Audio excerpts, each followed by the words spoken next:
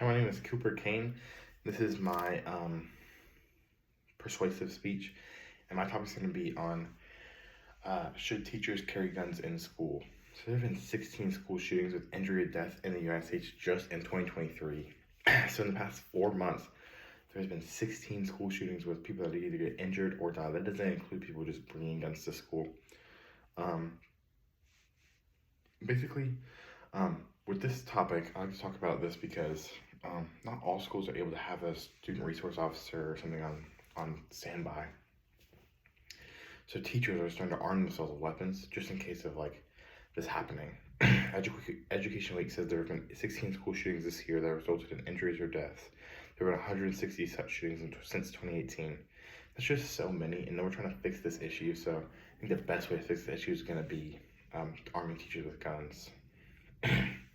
First, I'm going to talk about the success that schools are having using the system.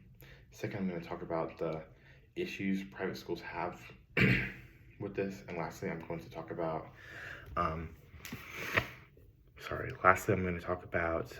do schools have the right amount of funding? So many schools have had success using this system.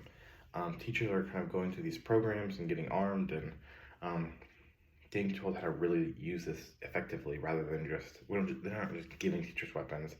They're saying, let's go through this course and then we're going to give you a weapon. Because in the wrong context, weapons can be very lethal and can be more harmful than helpful.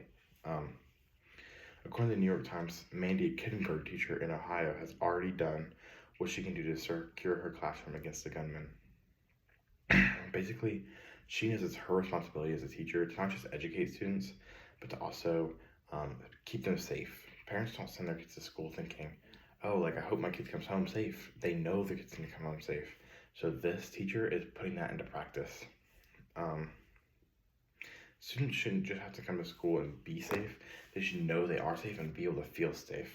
A CNN reporter said in Texas, students at Calliesburg Independent School District say they feel safer knowing that teachers can protect them if the unthinkable happens. So I think if a student feels safe, he's going to be more likely to learn, more likely to grow. If he doesn't feel safe, the odds are he's going to be less likely to really learn and grow and do these things. Of course, everyone believes this shouldn't happen to them and it's not going to be them in that situation, but you just never know. The second thing I want to talk about is private schools. Private schools don't get the same amount of funding that public schools do, especially from the state. And they're also not required to have the same amount of safety and procedures that other schools are forced to. Holly Meyer says, Pastor Sherry didn't have a formal security program for his churches and schools, but that members have worked together to share the best practices to improve safety.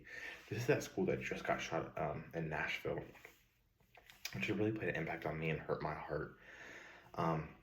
You see that since it was a private school, it didn't have the same kind of background and the same kind of thing that most school has. If you read more in this article, it talks about how there's less regulations for private schools. So if you go to public school, there's a little bit more regulation. They're required to do some drills and they're required to show you guys some things so that we're able to prevent that rather than just having that school resource officer there. My last topic is, do schools have the funding? Some schools don't get the same amount of funding as other schools. In some states, the school funding doesn't necessarily come from different areas. So the best example is from Oklahoma. They don't get the same amount of affording. A teacher said, we can't afford more than one guard. So that's why we try to fill the gaps with armed staff. For me, that doesn't really make sense because I go to a school of 4,000 kids. If there's 4,000 kids but only one officer, there's no way that officer is going to be able to handle every single situation and be there for every single thing. Whether that's fights, whether that's Title IX violations, whether that's a school shooter. There's no way that one school resource officer can cover 4,000 students. And that's just one thing that I've noticed and that I can use for a personal example. NBC News says we can't stop bad people from doing bad things.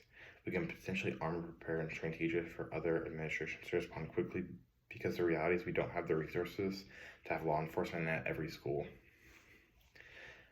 So this is just basically saying that we need to arm our teachers. We need to have our teachers ready for these situations to happen because we can't prevent them. There's nothing that we can do to stop bad people from doing bad things.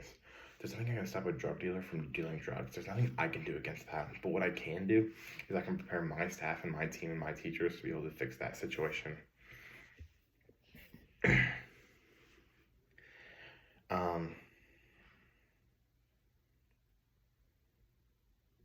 DeVantis later said that he was not actively looking for ways to allow states to use federal dollars to arm teachers, but publicly arming in personnel was one of the 100 recommendations included in the federal safety report issued by the White House in December. In conclusion, let's get to my points one more time. My 3 points were the success that schools are having in this, the funding that